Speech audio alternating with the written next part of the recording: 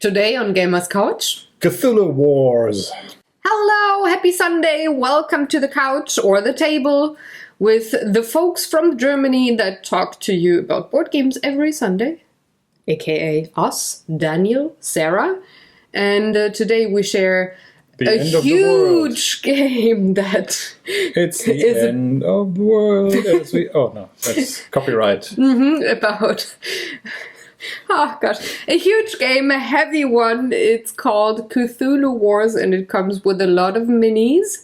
So get ready to have some huge old ones, some cultists, and some other funny stuff happening at the board. We're talking about this game just like every week, going with rules and gameplay first, showing you a few turns, and then we talk about what we liked or not liked about this game, ending with a few funny stories and experiences. And this week is a week where you guys and also Daniel gets a new teaser for the Draw for Initiative painting that is going to be released next Wednesday, and you can all guess which game it's gonna be. I hope I'm gonna give you all good hints.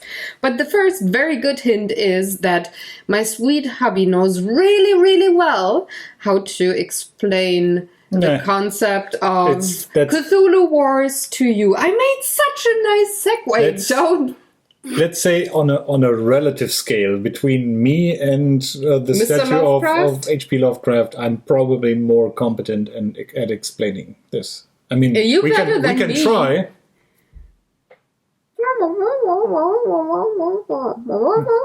It's kind of... He speaks in strange tongues. It's lacking... You mean English? No, it's a Boston accent, or... No, I thought he might have... I think it's Providence, but... I thought he might have the accent of any old ones or cultists that try to awaken all the nice old ones that have very easy names like and mine, the one that I'm playing is the best. He's the easiest to pronounce. Others not so much. Anyway, I had such a nice... These guys are easier to pronounce, but they're more dangerous to name because they tend to appear and then murder everybody. Yeah, but I made such a nice segue for you to explain rules and gameplay, and you totally screwed it up. No, it's fine. Okay, go ahead. So, tell the folks. Cthulhu Wars is essentially, and that's why I'm appropriately dressed, a game of Space Invaders, where we have some elder gods, foreign beings that try to kind of mess up Earth and create doom points. I think that's the main major message here. It's foreign people coming to Earth, screwing everything up, dividing Earth, and we as humans are just watching and can't really make anything happen because they are way too big. I mean, look at this. This guy is as big almost as South America, so it's really difficult to... Now, it's not to scale, I've been told, because cultists are... Anyway. What?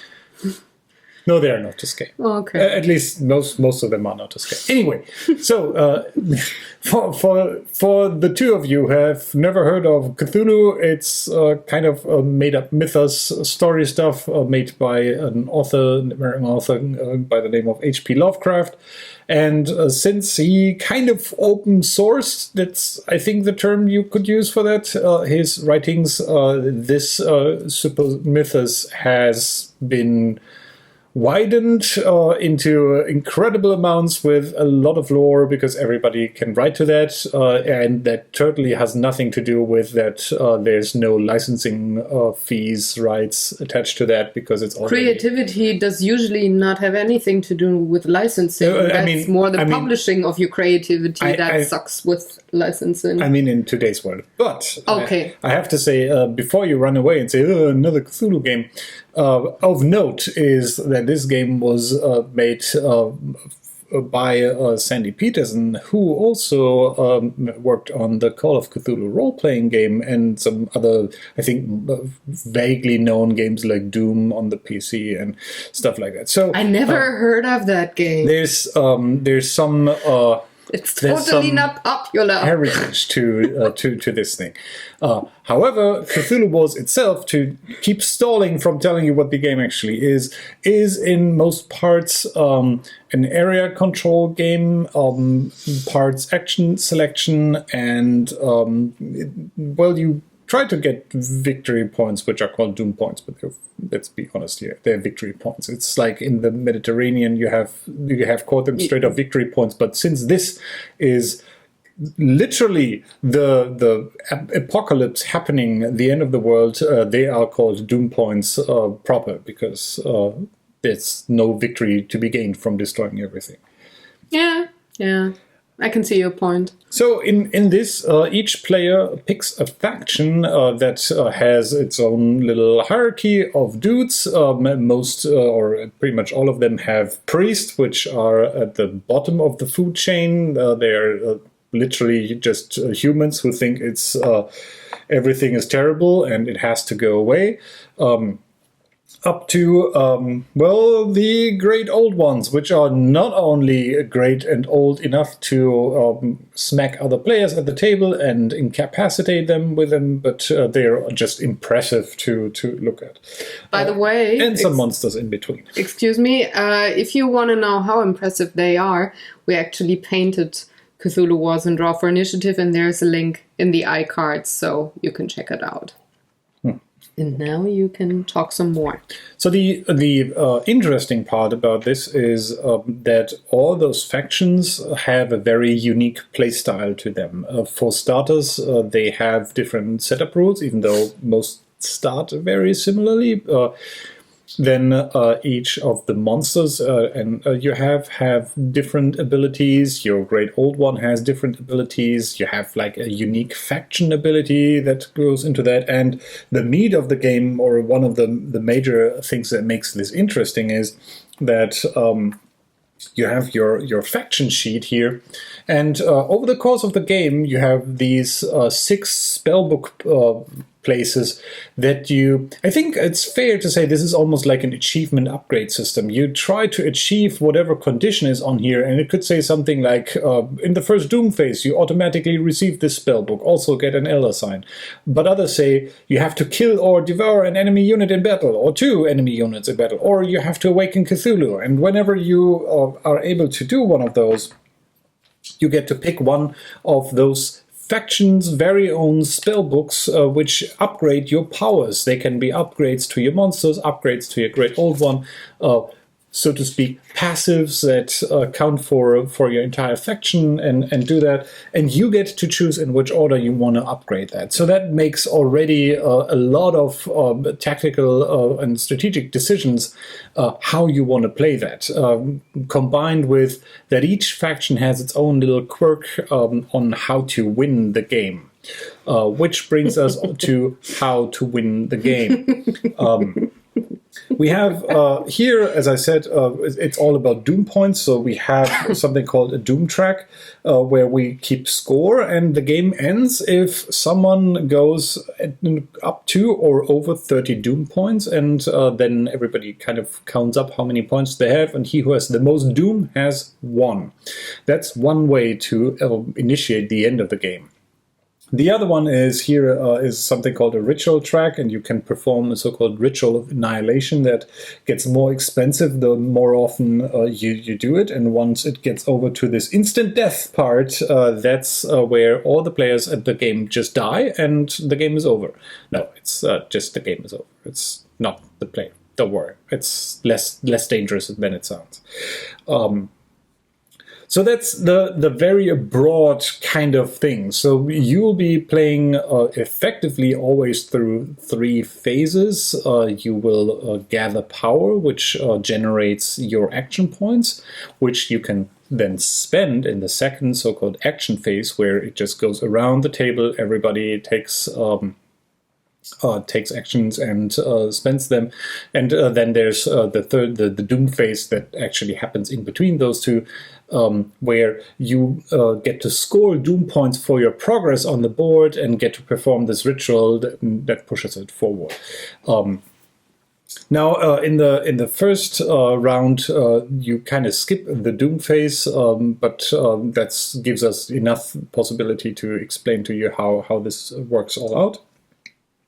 Just to tell you what we are playing, I'm playing Great Cthulhu with his deep ones, these guys here, and he has a couple of Shoggoths that are roaming around and are protoplasming for fun and something.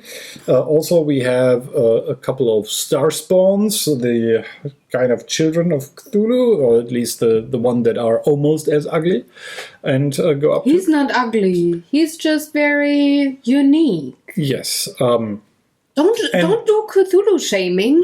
And so the base game comes with 4 different factions. Cthulhu is one of them. Another one is the Yellow Sign, who actually has 2 great old ones. So there's the King in Yellow and he who shall not be named. Sure. And we have a couple of undeads that are just motoring around. And that's a German word for... The Biaki, which are like flying terrors. Wasting is motoring.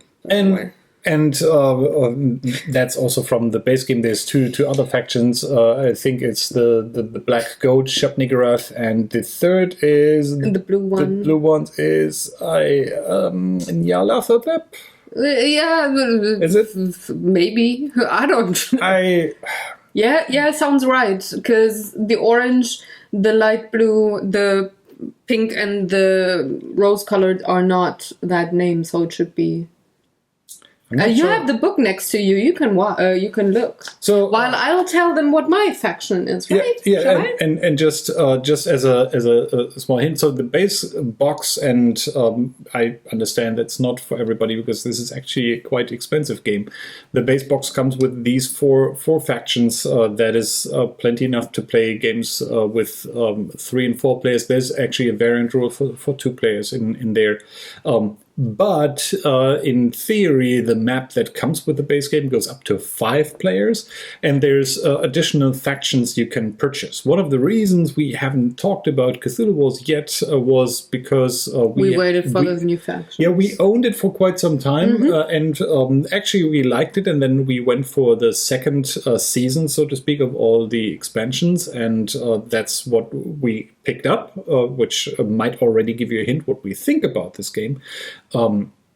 But all these additional factions, there were 2 waves of upgrades, so to speak, which introduce new factions, which make the game quite interesting. And Sarah has, just for the purposes of bringing something in here that isn't just in the base game, to give you an idea what a new faction might look like, I'm playing Choo Choo, or Jojo, as other people say, but it kind of makes me smile to say Choo Choo, and I'm having with me, of course, my acolytes, also called cultists, or dumb humans, and then I do have high priests, and I'm hoping that you can see on the camera, and I also do have proto-Shoggoth, and it's...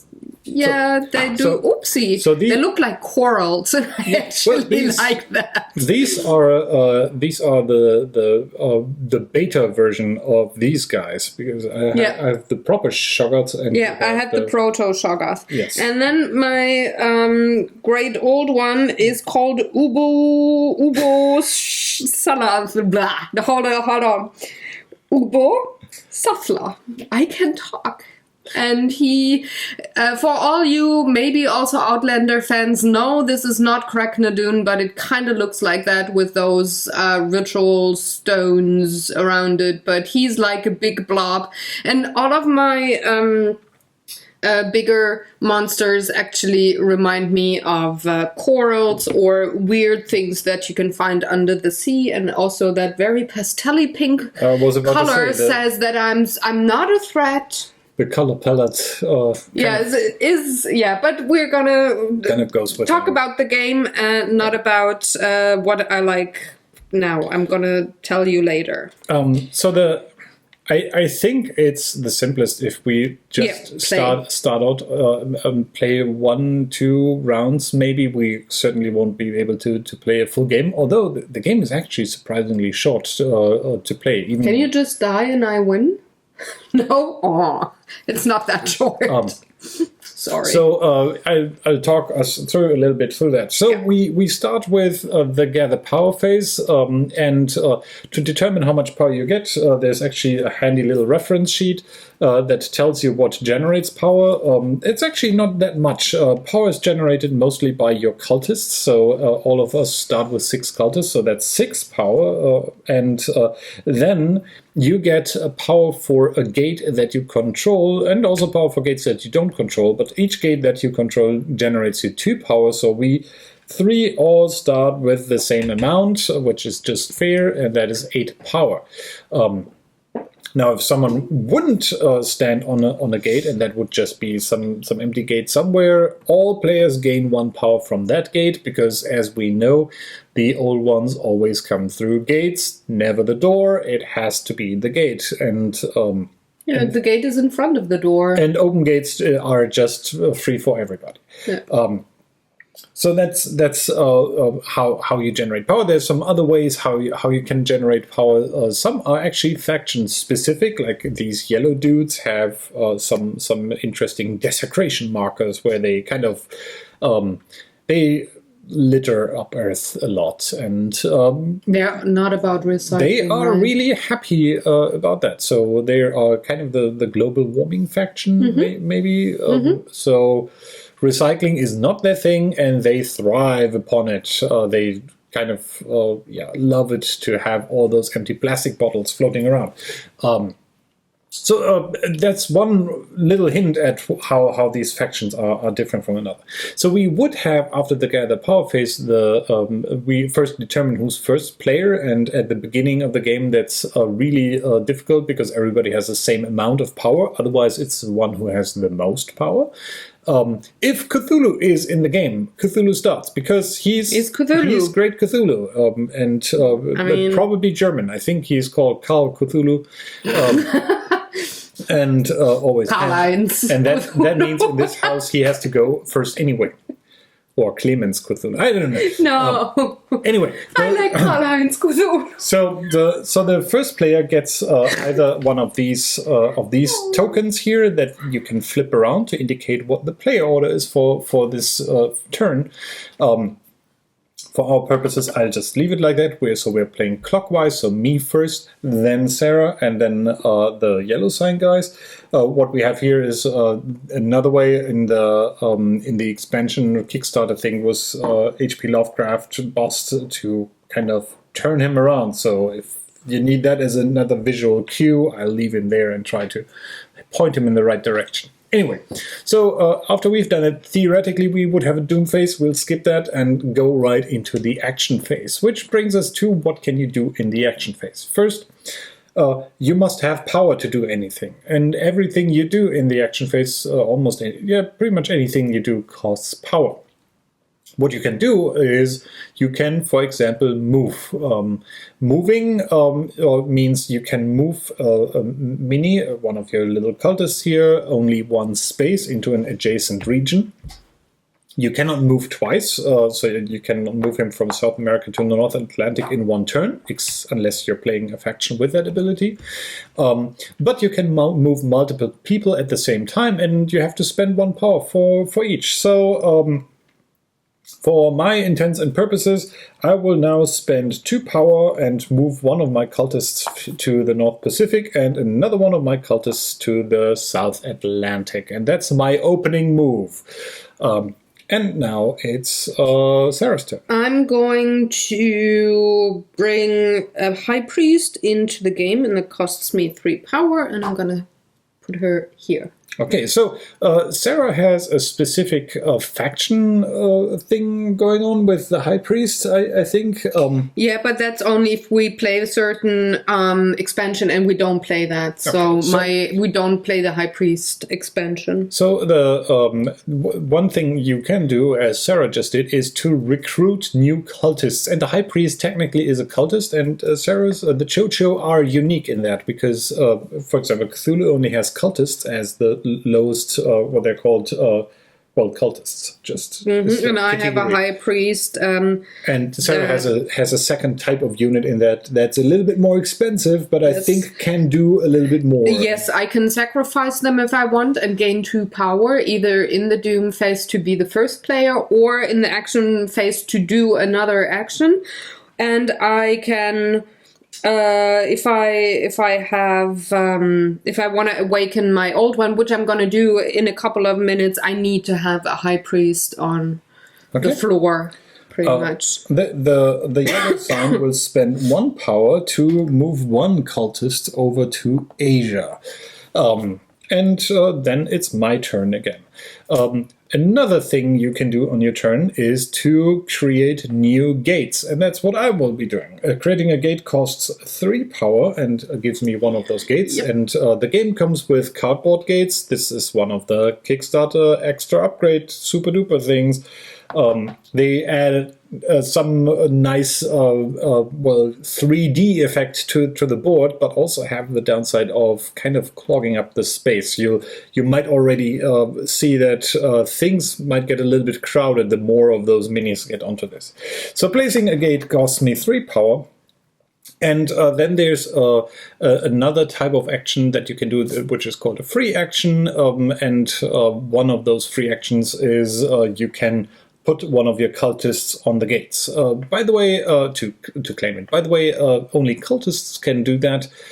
Standing on a gate. Monsters cannot, or even great old ones cannot take control of that. So even though your cultists are the squishy ones who cannot defend themselves very well, they are the ones you need to generate power and influence. So it's like in a real life cult. Even though you might be the crazy guy at the top, that doesn't necessarily generate you income. You need to recruit the foot soldiers, the regular cultists, who then ideally give you all their money, give you all their influence, a little bit of sacrifice. Anyway, I'm talking too much. Sarah is... and I'm now I'm not sure what I want to do. So, Yellow Sign, or Daniel, did put the cultist here. My plan originally was to move here and have a gate there, but... my faction is not an aggressive one. I'm not really good at battle. I'm really good at sitting there, and I'm kind of like the parasite, and I'm really strong in the Doom phase, but not so much in the battles. However, I could go here and hope that Yellow Sign is not gonna awaken the king. I could also say, no, I'm not gonna go there. I could go to the ocean and move there and have a gate there. But for every gate in the ocean, Cthulhu is gonna get extra power. So I'm not sure, Which already gives you a good idea of you... have to play this game a couple of times with different factions to have a good idea of what the other factions are doing and capable of. I'm not gonna go. I'm gonna go here. I'm hoping that I'm not... So the main point for Yellow Sign is to get the king out, and then... actually, I'm going with 2. I'm sorry. I'm going with 2 cultists. Okay. And Yellow Sign is doing exactly what Sarah is telling. So Yellow Sign is awakening the king. No, I'm just looking what he needs. So our sheet here says how to awaken the king. You must have a unit in an area lacking a gate. That's why the cultists went over there. And second, pay 4 power. The king appears in that area. So the king is a great old one, which puts him very high in the hierarchy of things. There's a reason to that hierarchy because there's another thing you can do as an action. And since I summoned the king, Yellow has already spent the action, but on future turns, monsters and Great Old Ones can capture enemy cultists if they are undefended. So if Sarah doesn't move away there on the next turn, Yellow Sign can capture one of her cultists by spending 1 power. Then we would just take the cultist and place it on the sheet of Yellow Sign. And that cultist would then return to Sarah in the gather power phase, but Yellow Sign gets an additional power for each cultist captured. And Sarah has to spend power to bring the cultist back onto the board. So yeah, that's that. While that is happening, Cthulhu focuses on getting more power, so I'll be spending my last 3 points to summon another gate in the South Atlantic.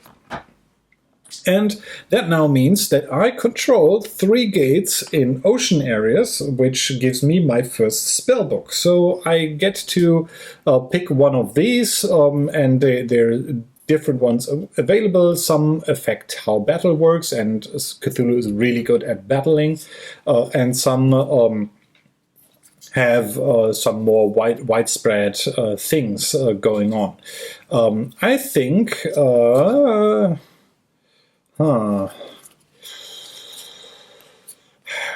I think I'll go with. I think I'll go with Devolve, which gives me the ability at the end of any player's turn to exchange one of my cultists with a deep one without having to pay for the deep one, which turns the cultist into a monster. Meaning I might lose, if I exchange one on a gate, I lose control of that gate. I forgot something to put out something. Can you give me the box? We didn't put the elder signs out. I need the elder signs. Oh. I'm sorry. Yes. Did you finish your turn? Yes, I did. Okay, so I'm gonna do my turn. I'm going to have a gate. And these are the last 3 points that I'm going to spend. I think... they're under the... Yeah, they're kind of stuck under the Great Old Ones or the bigger monsters. I'm sorry, I actually tried to... Yeah. So to give you an idea, this game comes with a lot of insert. Yeah, we're gonna show that later. Thank you. Keep it down here. Sorry. And what I just pulled out there are Elder Signs, which are kind of also Doom points, but they're hidden. So you can earn them and you can kind of reveal them at any time, which adds them to your Doom track. But it makes the game also a little bit more uncertain for everybody involved. As I said, the game ends when you get to 30 Doom points. So it could be that someone is at 25 Doom points but has like a couple of Elder Signs in front of him, and then on his turn says, you know what? I'll cash those in, and that brings him over 30 and then initiates the end of the game. Which I'm done. I got another gate, and now it's Yellow Signs. Okay, so Yellow Sign will do what is necessary and... Capture my dude? No? Captures the other dude. No, come on. He's so cute. And he captures the other dude. And goes with his own dude. And takes the gate with his own dude. So that doesn't immediately give the King in Yellow something to do, but... he got a spell book. Yeah, I'll check. Well, actually, it's my turn after that. Do you still have power? No, I don't. So actually, it's your turn. No, I don't have power. It's just the yellow sign. Damn it. So, sorry, honey. So he chooses the Screaming Dead, which gives the King in Yellow some nifty new movement ability. As I said, usually you can only move one space and you have to pay 1 power for every unit you're moving, but the King in Yellow has a cool thing with the Screaming Dead, where he can spend 1 action to move his king and all the zombies that are with him, which is pretty powerful. Now, the King in Yellow has 2 action points remaining, so there's a big decision here. He could take the second cultist there and boost his power for next turn a little bit, or he could use his unique ability called Desecrate. And I think Yellow Sign will try to do that because that cultist currently is not a threat per se. So spending 2 points, this says, if the king in yellow is an area with no desecration token, roll 1 die and compare to your total units in that area, including the king. So we roll 1 die. And that is... actually, I don't know what number that is. Is that the 6? Hold it. Which one? The numbers are up here. That's the 5. Yeah, I see. It's maybe you don't see. This looks like an arm of the 3-lobed eye, but it's actually that. So there's not 5 units in the area, so I don't get to place a desecration token. But if I succeed or fail, place a monster or a cultist with a cost of 2 in the area. So I can place some guy in here and I'll start bringing out my undead. So I have one of my undead dudes there. And next turn it's easier for the king in yellow to roll because now he has to roll 3 or higher to get something lower, done. You mean 3 or lower? Yes. Yeah, but now it's time to gather power again. So the board has changed a little bit. Cthulhu now controls 3 gates, which is worth 6 power, plus another 6 cultists being out.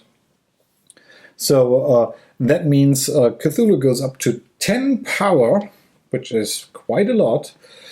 Whereas Yellow Sign controls 2 gates, that is 4 power, and has 6 cultists out, so he goes up to 10. And 11 because he has one of my dudas, yes. And that goes back to me now. And I do have 7 power because 1 gate and 5 dudes. And now we go into the Doom phase, which means in the first Doom phase, Cthulhu receives a spell book. I won't go into much detail why or what I want to take. I'll just pick one. And also, Cthulhu receives an Elder Sign. So what we'll do is pick an Elder Sign from this magic bag of Elder Signs. And you can keep them in a bag or something in here. And then I put it down. I don't have to show it to anybody, but I get to know what it is. I'm going to... I have a very special thing in my first Doom phase here. I have a High Priest on board. And I have a control gate, which means that in the Doom phase, I don't have to pay any power. And I can put in my Great Old One. And I don't even have to put him here. I can put him here. And I have to eliminate my High Priest for that. And you get a spellbook because you awaken. And I get a spellbook. And I'm going to take Tablet of the Gods. When you perform a ritual of annihilation, you receive an additional Elder Sign for each of your High Priests in play. And then I have to eliminate those. Too bad that the High Priest is dead. But, yeah, but now I could just bring out High Priests and... So you have to pay a little bit of attention what your special abilities are, which trigger in which phase, and you really have to put it that way that each player takes a good look at how their faction works and when special events trigger, maybe put yourself up a reminder. Since every faction is so difficult, it is really hard for, let's say, one guy to pay attention to that as a rules lawyer and take control of that. You can do that, but I don't recommend it. I'd say everybody has to be on their up to their game and do that.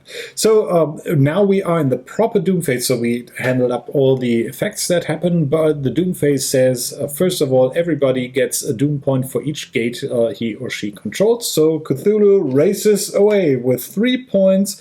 Yellow Sign is at 2 points. And I'm at 1 point. And the Chocho are at 1 point. Now, since we have determined that Cthulhu is the starting player, actually before that happens, Cthulhu would decide the player order. And just to mix things up, he says this time we go the other way around.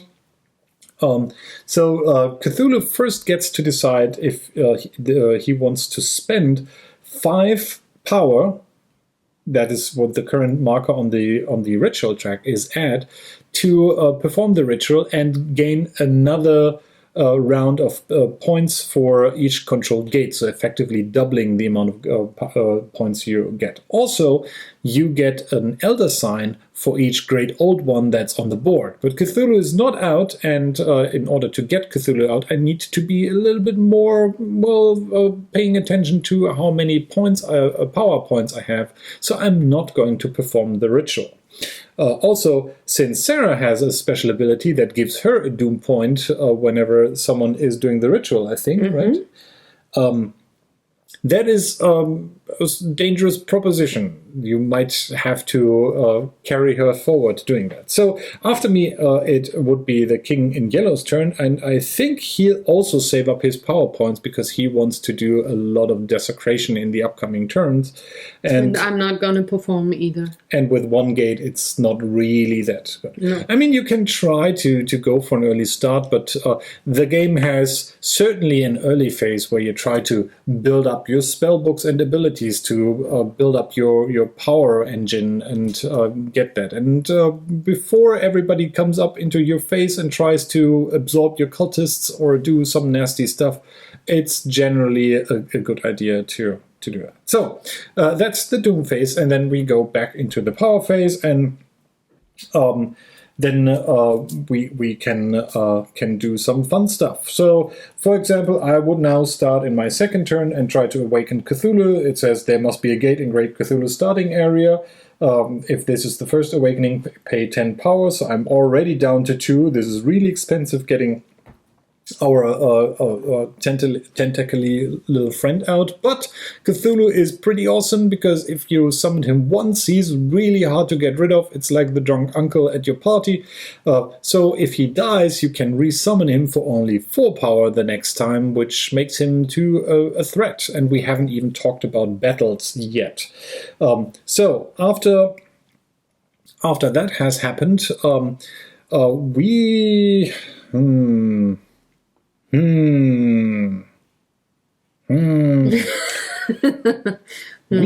will try to do another desecration with... What's it cost? It costs 2. Yep. So 3 or lower.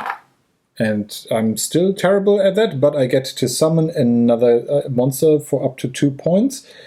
And I'm going to summon one of these Byakhis for tutorial purposes only. Okay. I'm going to summon a high priest. Okay. And then we are back to good old Cthulhu. And I think I'm going to... Oh, I summoned Cthulhu, so I actually get a spellbook if I would pay attention. So I pick Submerge, which gives me the ability that I can have Cthulhu vanish for 1 action point and then spend another action point later on and have him emerge somewhere on the map, which is quite powerful. I'll spend my last 2 power points to get Shoggoth out, and already we are kind of crowding up the area, but I want to have my army is growing kind of thing stuff. I could also devolve my my cultists into deep ones, but I'm not doing that quite yet because I'm not forced to, and they still generate me power for the next turn, which the deep ones don't do. Then it's the King in Yellow's turn, and while that might not be a clever move, I already hear everybody shouting at me from the internet. I want to show you how battle works. So what happens now is the King in Yellow will initiate battle by spending 1 power. That's how much it costs to spend to initiate a battle. And then each unit has a combat rating. Some units have a variable combat rating, some have a fixed one. So, for example, Cthulhu has a combat rating of 6, which is really powerful. Here, in my area, the King in Yellow actually has 0, which is why everybody's screaming at me from the internet. The Byakhi says roll 1 more die than the total Byakhi in the area, so I get 1 die for the Byakhi, and for the undead roll... No, 2 more. 2 dies. Because Byakhi 2 dies. Yeah, correct. And for the undead roll 1 less die than the total undead in the area. 0. So I don't get any dice for the undead, and the cultists are also useless. So what I'll do, or what we can do now, is first battle happens with pre-battle effects, then the battle goes and post-battle effects. I don't have any pre-battle effect with the yellow king or the yellow sign. Cthulhu, for example, has a pre-battle effect that's unique to Cthulhu that's called Devour, where the enemy I'm fighting with has to eliminate one of his or her units even before participating in battle, so already diminishing the amount of dice they get to do that. Do you have a pre-battle effect? Nope, I Okay. don't. So then we roll dice. No, you roll dice, because you- I have 0, 0, and 0. Oh, that's almost unfortunate. So Really? So these dice only have two different symbols on them. There's if you take regular dice which ship with the game, it's a 4 and a 5 is a wound, which is this icon. And then there's also a kill icon, which is a 6. And before you do something, let me explain how this works. So for each kill rolled, each player has to eliminate a unit. You get to choose which of your unit has to die. So in Sarah's case, if I would have rolled a kill, she probably didn't or doesn't want to kill her Ubo Settler, but instead... Oh no, I would have, because then I would have gotten the next spell book. Well, so you can choose if you want to get rid of your measly units. And that's actually a good idea, to have a couple of units bunched together so you can Sacrifice them. sacrifice some or eliminate them. After that has happened, we deal pain. Pain are these scratch marks, and for each pain, you have to remove one unit from the area into an area that has no enemy unit that you are just fighting with. So if I would have surrounded this area with my units, Sarah couldn't have moved anywhere and then would have had to eliminate another unit. But I'm nice as it is, and that's that. So I have her move out of there, and that was that turn. Cthulhu is already sleeping again, as he tends to do. But it's my turn now. Oh, right. Yeah, the Lovecraft says it's my turn. It's a good thing that we have this guy out pointing at whose turn. Remind me again, can I capture your cultists? No, you have monsters there, right? No, Even if that it is my great old one. So speaking about the hierarchy, you can capture a cultist with the monster if there's not a monster from the other faction on the board. But if you have a great old one, you can still capture the cultist while the monster is there. However, if the other faction's great old one is there as well, you cannot. So I cannot. So I'm just going to spend another 3 for another high priest. Okay. Regarding how to get monsters in the game, you can recruit priests wherever you are. You can even find some on the oceans. You only have to have a unit there. Even if you don't have any units on the board, you can just place a cultist anywhere so that you can go back into the game. Otherwise, to summon a monster, you need a gate. See, there's kind of a bureaucratic way how Cthulhu or the great old ones handle stuff. You have to have a gate. A door is not enough. Even a trapdoor doesn't work. Works for Evil Dead, does not work for great old ones. Anyway. Well, they're kind of bigger. They cannot fit through a tiny door. They need a gate. And if we would have, there are some so-called post-battle effects that might take on now. Just from a timing perspective, because there's actually a little bit more meat to the battle than it seems. Pre-battle effects happen with the attacker going first and dealing their effects. So, as I said, Cthulhu is devouring a unit, and that might remove the unit from the battle, and also removes their combat dice and potential pre- and post-battle effects. On the other hand, post-battle effects always happen, regardless if that unit is eliminated or if something else is going on. Just to keep that in mind. But there's a kind of strategic aspect. There's a slight advantage to Actually, not a slight. There is an advantage to being the one who initiates combat rather to the one who's defending. But again, that might be different for certain factions. Some factions are really good at running away. Some factions are really resilient. Cthulhu has upgrades that makes his star spawn actually require 2 kill dice to get rid of them, which makes them really resilient and annoying to every other player because you just can't seem to get rid of them. But then again, maybe you have a special ability that lets you remove a particular unit. It's your turn as Cthulhu.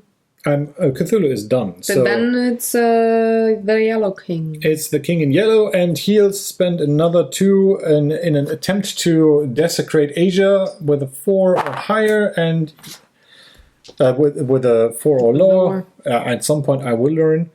So I can now put one of my desecration tokens on here. And then it's my turn. I bring back my cultist. And then that gives the King in Yellow another thing here. Spellbook. And I'll take Zingaya, which makes more undeads from undeads. And then it's only the king's turn until he's done. And I want to show them the annihilation. I would like to show them one more doom phase, please. Let's do that quickly. So.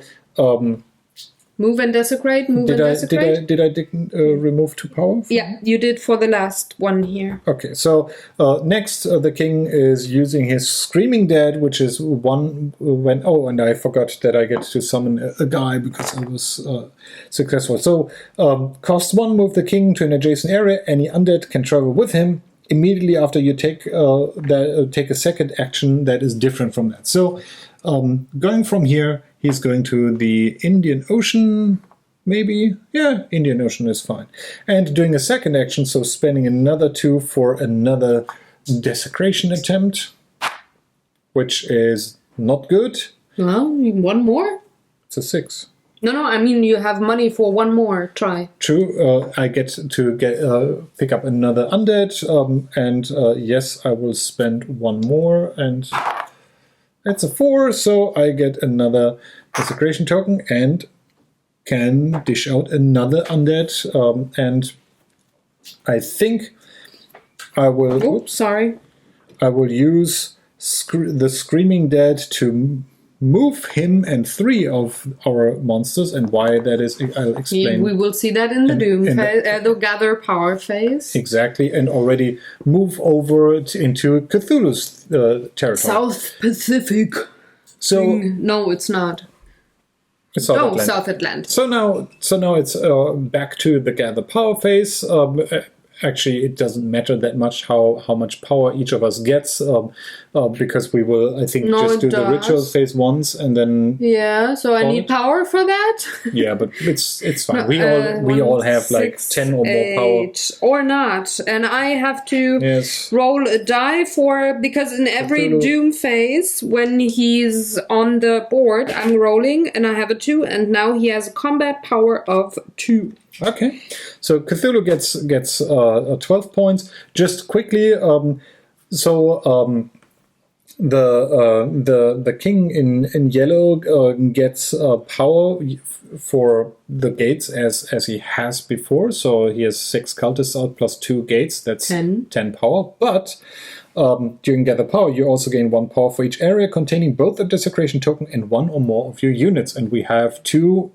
So that gives us 12, which is a tie with Cthulhu. And since Cthulhu was the first player, he gets to decide who's the next first player. And he prefers to stay the first player because he's Cthulhu and he's generally a dick. And just to mix things up, we turn this around again. So now to highlight the last bit of the game we haven't shown you yet, the ritual track. Starting with Cthulhu, each player now has 1 chance to perform the ritual, and Cthulhu is out now, has a spare power and controls a couple of gates, so it totally makes sense. But first we get the Doom track forward for the gates. True. So 3 here, 2 and 1. Mm-hmm. And then Cthulhu spends 5 power. This moves the marker on the ritual track forward, so I'm down to 7, which gives me another 3 for my 3 gates. And now Hang on, and an elder sign, because my special ability comes to work now. Either I gain a doom point, or he gains one less doom point. You have to decide what you want. Since Cthulhu is ahead, he is fine with those psychic humanoids to get a doom point. So Okay. that moves you forward. Yeah. Now it's your my turn, and I want to perform a ritual as well. And my That's 6 power this time, and moves the mark up to 7 power. And that you get another point for your gate, and an elder sign for an elder sign for each high priest that I have in play. I have 2, so that means I get 3 elder signs, and I have to remove the high priest. 1 for the great old one, and 2 for her high priest. Yeah. Okay, got my 3 elder signs. Okay. Yep. And I think the king in yellow might do that as well. Though, Come on, give me another point, please. Give me a point. I don't want to be tied. Give me a point. Make a annihilation. No, he wouldn't. He wouldn't, and the reason for that is on the next turn he would try probably. Yeah, but we're not playing the next turn. To get out a Hastur, and needs some points for that. Zingaya, for example. So how this might continue. The king in yellow probably would use Zingaya to turn this cultist into. Oh, I earned an elder sign. Unless and I earned 3 elder Cthulhu signs. devolves that into a deep one, and you can already maybe see the differences in the factions where yellow sign is really nomadic, traveling around the board, littering up the place and generating power, and actually not getting a lot of doom points from gates, but instead he has some abilities that will get him more elder signs. One of the reasons is he has 2 great old ones, and so every ritual that he'll be doing in the future, if both are out, will generate 2 elder signs for that. And Cthulhu is more a brawler. He kind of ramps up his army, and once that is on the board, he will go around and try to kill everybody. Whereas Chocho's, I'm just sitting there and being the parasite of the others.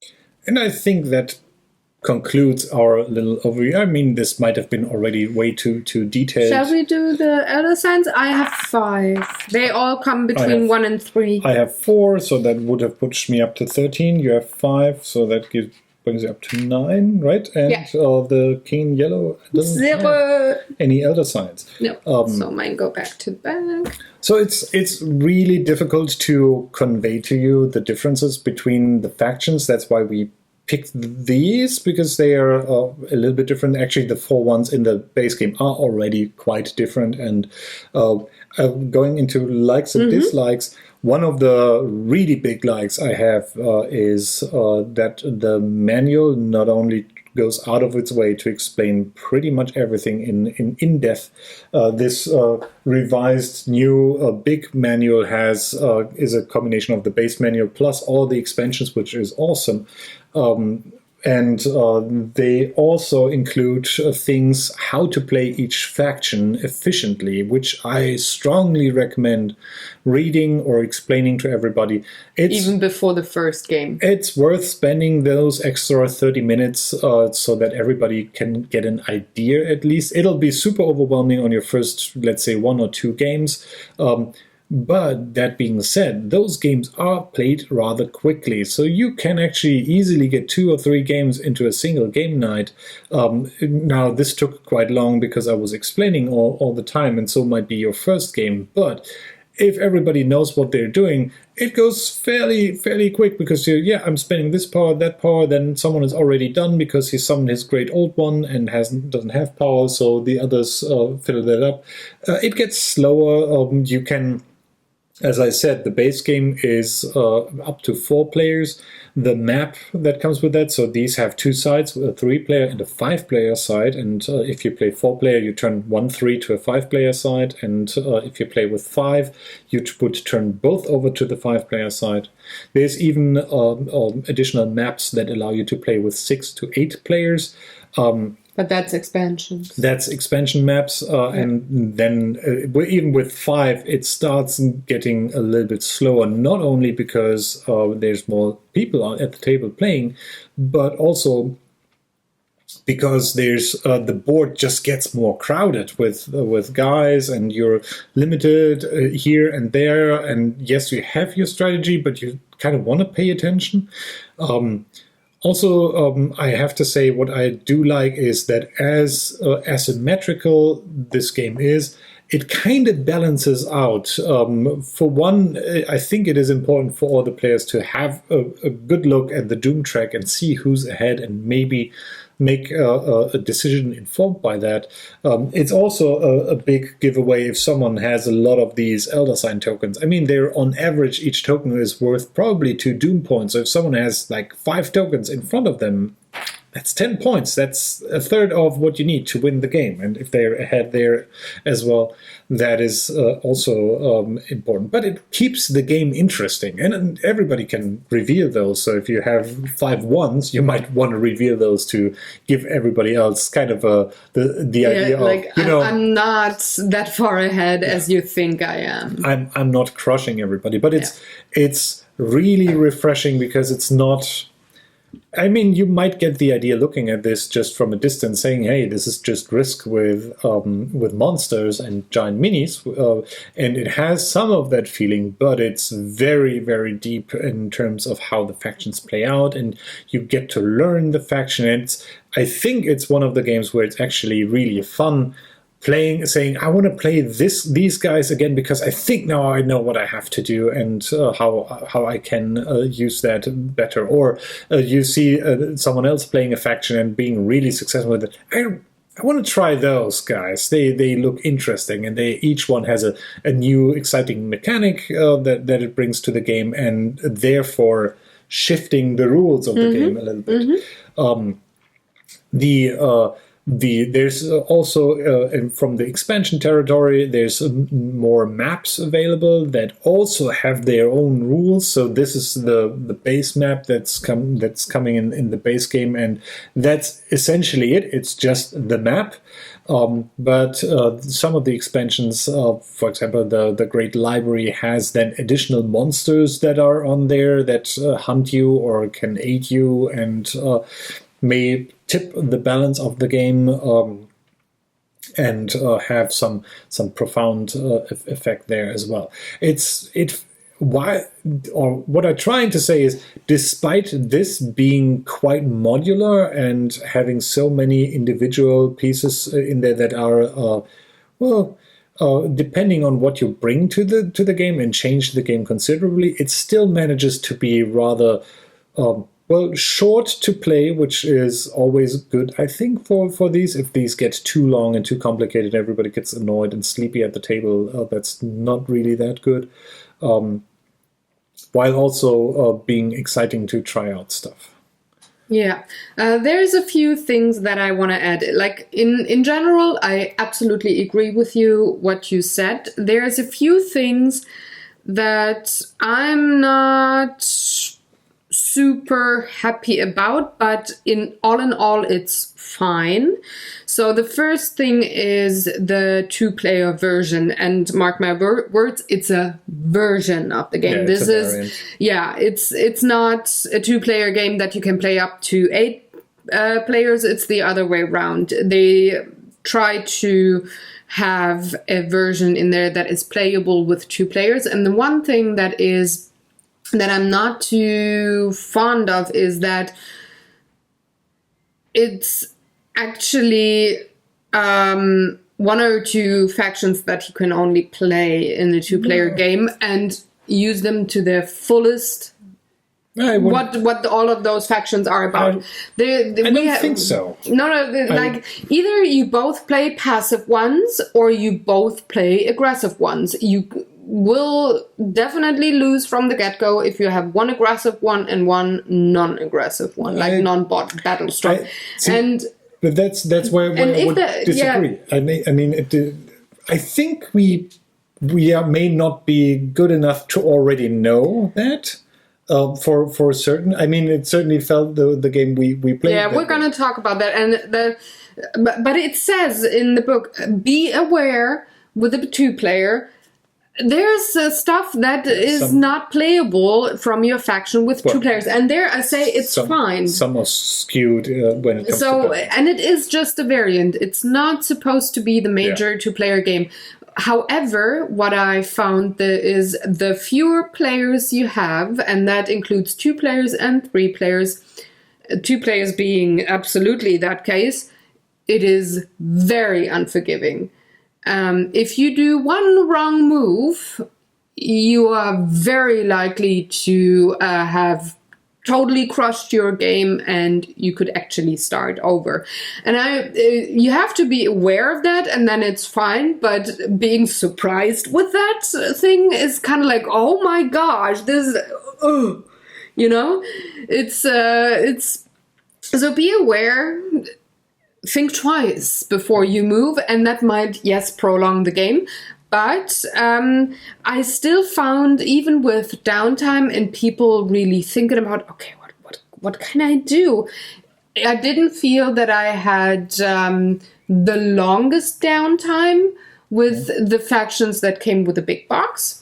With the expansions, we had 2 factions. We had 2 factions that were not really strong on power, and there we were. I can tell that already. I was cleaning out the dishwasher and refilling it because I just didn't have a lot of power with this one. But all the other players had, so they all could do their moves, and I could clean up the kitchen meanwhile. But still, it doesn't mean that I didn't have any power to win the game. We're going to talk about that more in the in the funny stories. But what I want to stress, and what I really like now, having the game played more and more and more, is that you, like you said, you have to know your faction. Spend that time even before the first game to learn not only how your faction plays, but how the others play. Otherwise, you not only have to know your faction, you have to have at least a good idea what you have to do to take that time to do it, because we learned our own faction, but not the others. I think and with a 3-player, fair to say that to learn the other factions, you have to play this 2-3 times. Yeah, and you have to read through what their faction sheet says too. I think it was very important, because otherwise we are going to talk about the experiences, what actually happened there. But I think I cannot stress enough, take that time, and it will so much increase the enjoyment of your first game, which is always you learn new things, you read up on things again, you kind of dipping your toe into the water and really learning the game. And you can have either a horrible experience and not play this game anymore, especially if you're not very keen on area control games like I am. So if it would have been such a horrible experience for me that I would have said, I'm not gonna ever try this again, then it would have been a very expensive dust collector in our shelf. But knowing that, okay, this is maybe not my favorite mechanic, but I just have to read up on that, and I just really have to keep in mind that that and that faction does that and that, and I have this and this counter for it, makes it such a great experience and so different. And well, for me, made me want to replay actually, and that's aside from the beautiful minis and the board and the artwork and the gorgeous quality of the components, this is something that is very important for me. If there is a mechanic in there that I'm not really very happy playing, you know. Before talking about the theme, because I haven't actually explained to you what the 2-player variant looks like. It's essentially you set up a 3-player game without a third player, and something that adds, or major changes that can come to that is if someone is done with his turn, so spend all his action points, and you actually have to spend all your power. You cannot just say, I'm passing.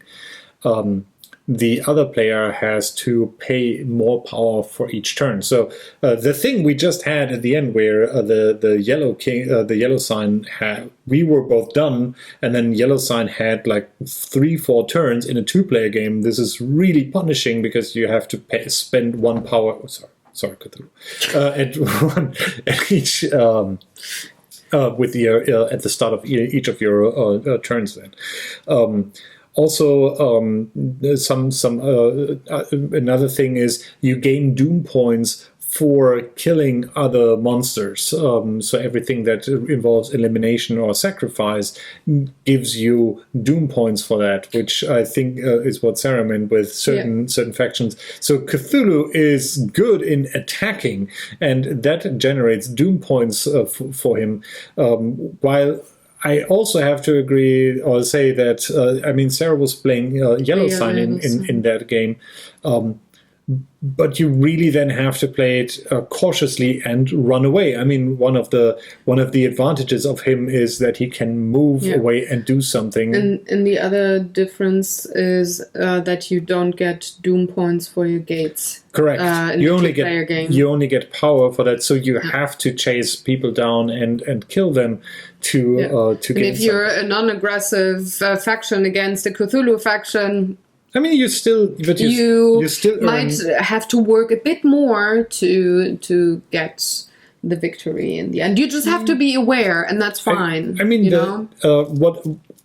For me, I think the 2-player and the 3-player game are really good in giving you a good chance to get to know with your faction, because actually the 2-player game even more so, because I'm with you there. It strips away the generic doom point generation part by kind of putting gates out of commission and forcing you to focus on your unique faction ability to gain doom points. So for Cthulhu, it's a bit weird because that shifts just into battling and generating doom points with that. But even in a regular game, Yellow Sign actually doesn't generate a lot of doom points via gates, because he's not actually that interested in having gates. He's more interested in running around the board, desecrating, and generating Elder Signs, because as soon as Hastur is out, each desecration you do also generates you an Elder Sign. Also, you have 2 Great Old Ones out, and so each ritual is generating you 2 Elder Signs for that. So that's kind of a laser focused part on that, and I can see that that's frustrating if a faction hasn't clicked immediately. Or it's just more cruel. It's less forgiving or not forgiving at all for the 2-player game in how you play your faction. You really have to be on top in knowing how to play your faction. But but on the other hand, it's the perfect way to learn how your faction plays. What I wanted to say, the 2-player game. So don't be competitive in a 2-player game. Just learn your faction. The 2-player game is certainly the quickest to play, and I think reading up on a faction and then just duking it out in a 2-player game is a great way to get to know that and have a better understanding without having to play a full game of that. But even that said, a full game is, I think the box even says, like 60 to 90 minutes. We were always in that range, even with the full 5 players that we played. Yeah. And I like that. It didn't overstay its welcome, though it was sometimes, and I found that a bit sad, but on the other hand, I mean, that map is already huge. We have the fisheye lens on top to even be. We have a small helicopter holding the camera. There's a drone hovering over the table to actually be able to buy a house when you buy that game.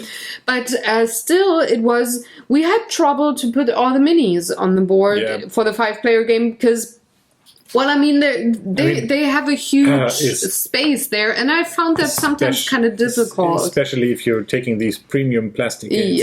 Yeah, I mean, just even, we didn't have a lot of gates when I realized that, but we had a lot of troops with our factions, and I mean, if there's 5 elder gods with, like, almost all of your minis...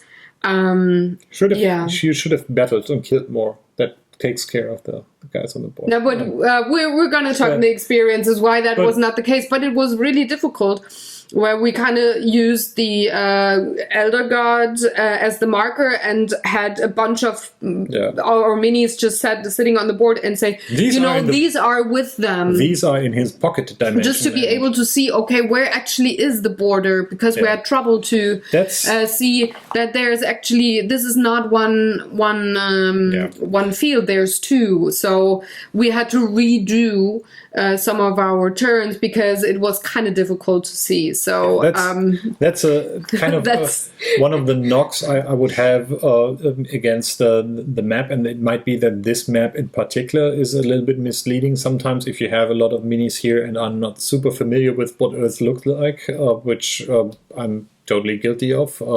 I know Dreieich here is Germany, and that's it. But what I why did they? I never saw that. Why did they have? That was next to, very close to where we lived. Yes. Yes. So I think it's part of one of the stories in the Cthulhu mythos. Okay. But before we go into rating, what I haven't talked about at all so far, because I mean maybe by now for over 100 episodes I'm really more focused on mechanics, is a theme, and. I realize it's always a bit difficult because there are by now so many stuff that get the Cthulhu stamp on them, and just go with it because something. I have to say, really kudos while designing that game, not only because the minis are gorgeous, I really like the artwork. There's text blurbs in there. There's an epilogue for each faction if you win. And what to do. On the back, there's a whole story to each of the factions. This is all really cool done and really engaging. But what I also really enjoy is that the factions feel and mechanics really try to build upon the theme of what they're trying to convey. I mean, there's the story of the King in Yellow who's walking around the earth and bringing doom and despair to everyone, and that's exactly how he plays. You move around and he's just annoying, being everywhere, and people losing their minds, becoming zombies, and that, while you have Cthulhu, who's slow to move but really dangerous if he gets into your yard and then messes up your molehills or whatever he's doing. The sunflowers. And that's how they all feel. And I always really appreciate if someone manages to tie theme and mechanics into a package that is interesting. And above all, also making sure that the game is at least feels fair, or there's in all the games we had here, I always had the feeling, looking at what happened, okay, this didn't go as well, but I can can go back to that decision that wasn't optimal, and next time I'll do something better there. It's rarely tied to the faction plays that way and has a disadvantage. I'm sorry, Cthulhu. It's rarely tied to what you roll on a die, although that is certainly a part of uncertainty in there. We're definitely going to talk about that in the next section. Wheaton's disease, take antibiotics before you play this game. I'm just saying. Yeah, but it didn't feel that any faction was at a disadvantage because of the mechanics that it came with. It was either a not so perfect decision of the player who played it, or Wheaton's disease that might have put you at a disadvantage here or there. And I actually like that because it is 8 factions, 9 factions. How many are there? 8, right? It's 4 in there, and then I think Purple, orange, light blue, light pink. Yeah, that's 8. that's how you do that. I do it by color. I'm sorry. And there's in the experiment, and yes, I'm guilty of just having, after playing the base game, we just said, let's get the rest. I know it's an expensive proposition, but it's like 27 kilos. But as I said, each faction is so unique that this really is, every expansion enhances your game on so many levels, because they're exciting to play, they're exciting to see how they interact with the factions. Each map is kind of exciting to see how it works out. It's a little bit different from a strategic point of view, but there's also another additional mechanics, and something we haven't even shown up here. There's the option to add in neutral monsters that you can hire, like mercenary monsters that will belong to you, that give you just a little edge maybe in some area where you might require that. And there's a neutral faction with Azathoth who wants to have everything go into the bin. So there's a lot there, and I can't even say I'd recommend one expansion over the other. I think this is one of the games, if you have the base game, maybe get another faction to be able to have a 5-player game or being done, and then see what strikes your fancy. Maybe try out a maybe different another map. Depends on how many people you usually play with. If you're having a huge group and you can easily play with 6 up to 8 players every weekend or something, you might want to have your focus on the expansion factions.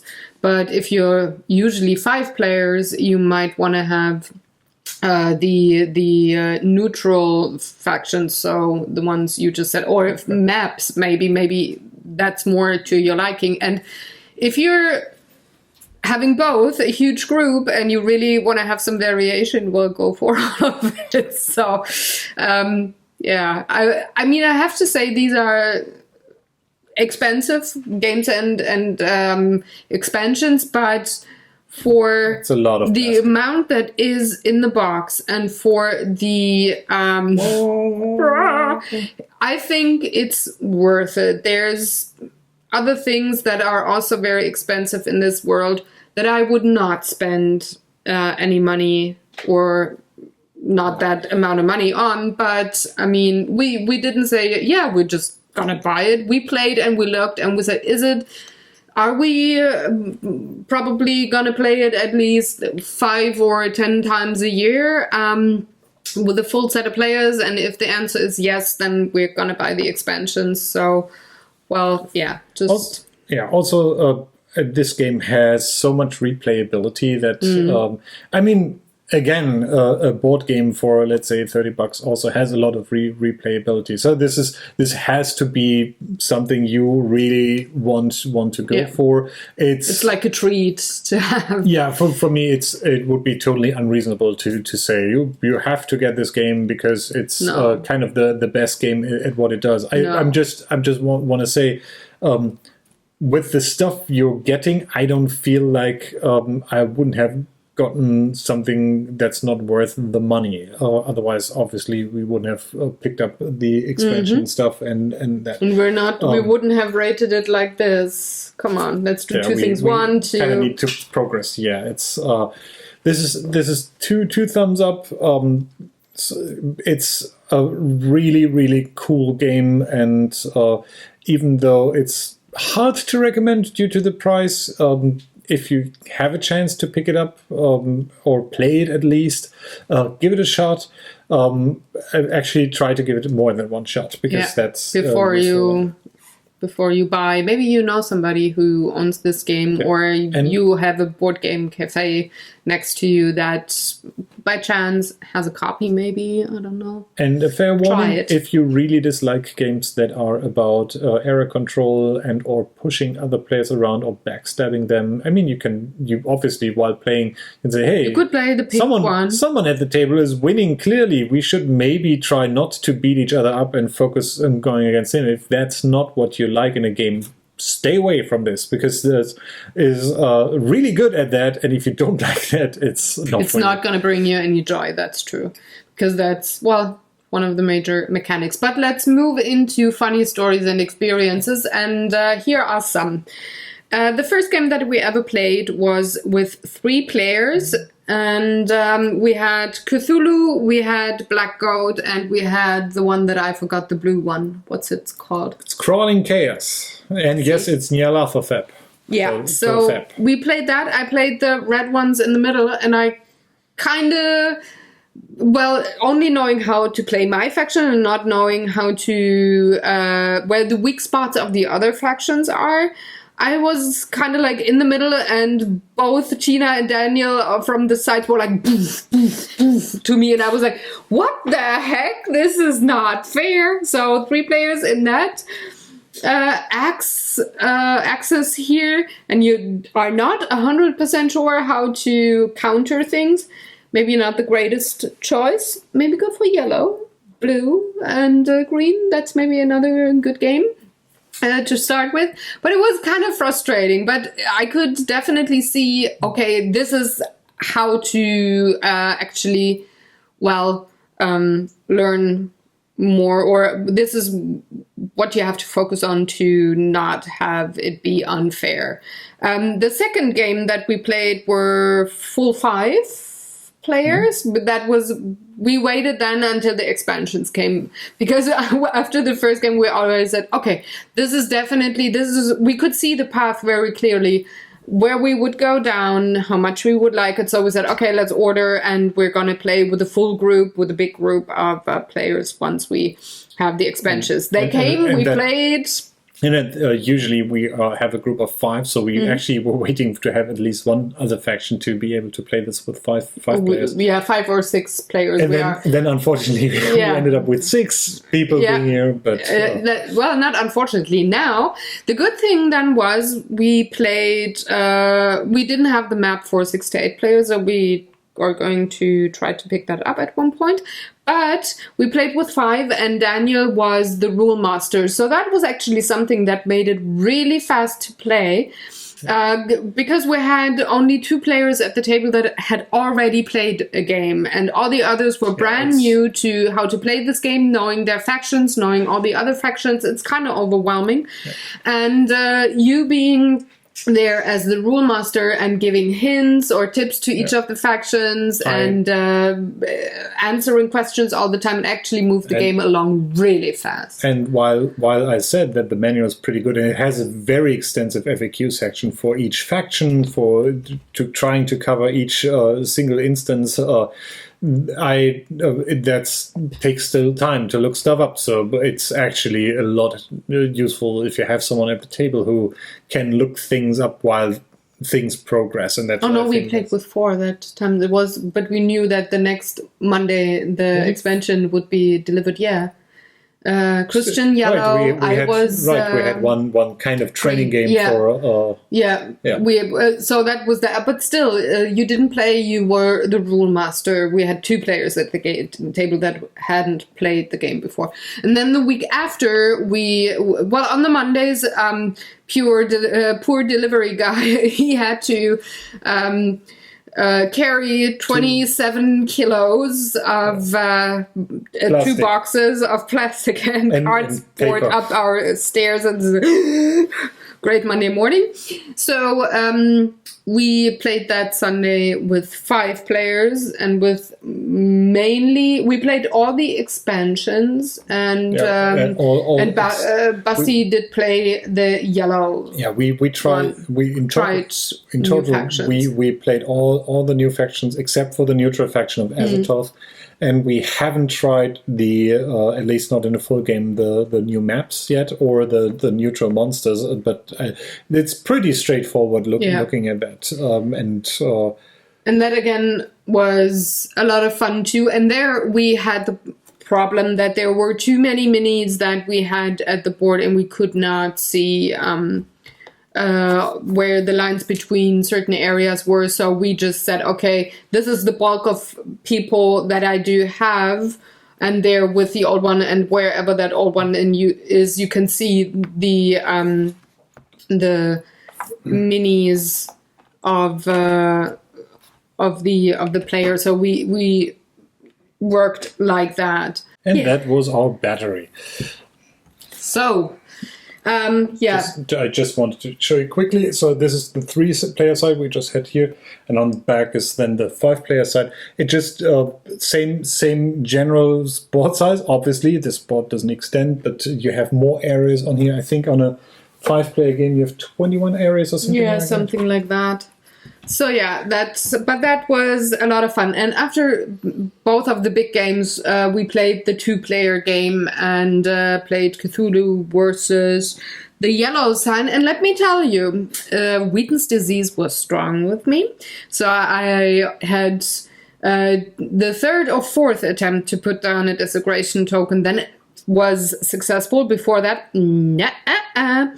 And meanwhile, Cthulhu could just creep up on me and move pretty much all across the board to knock at my Asian area and say, I'm gonna screw you over.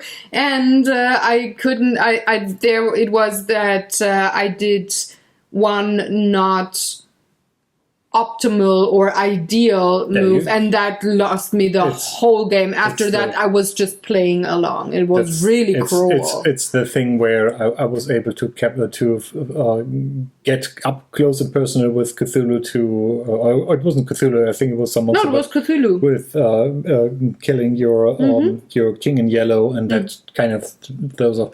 But that's part of the game with, but even with more players, if you really harass a player in the early moves, to speak in StarCraft parlor, then you kind of have their entire power production thing cut short. Yeah, exactly. But I mean, yeah, you could win once too. This guy is almost like having like a wolf or a dog next to him.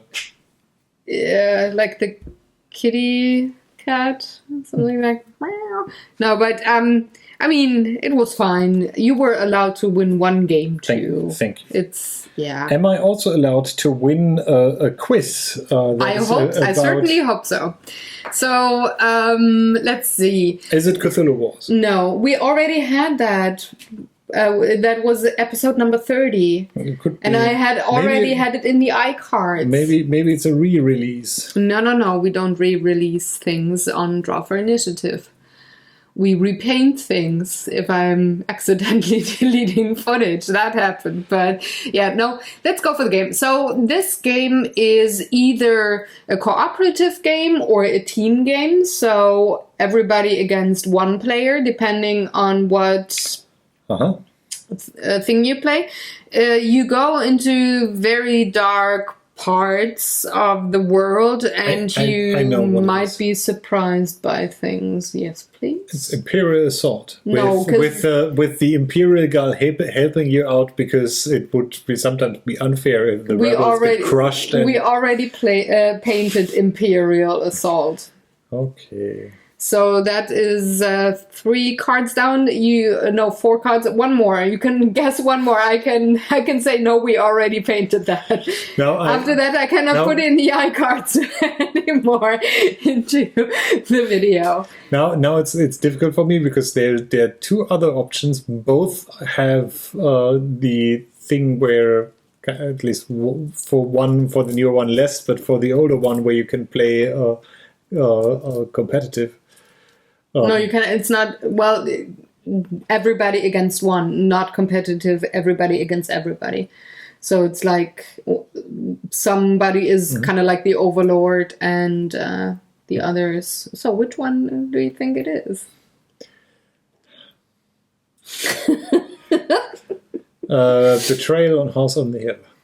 No, and we haven't painted that because Tina hasn't played it yet. How can I stall this even further? I don't want to by accident say what it is. That's the problem with this segment. Whisper. I can cut. I can edit. I don't want to, but I can. You give me a hint. Are there? That's actually not a hint, because both games I'm thinking of have second editions. I said you can, if it's cooperative, you play it second edition pretty much.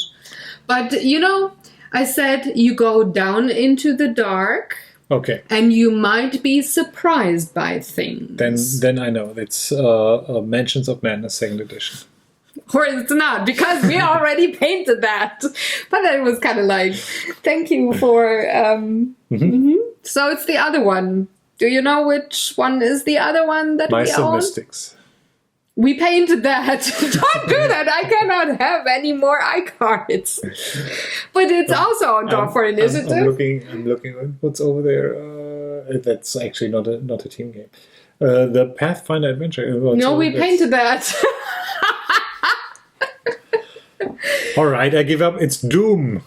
We didn't paint that. See? It's gonna maybe season 7.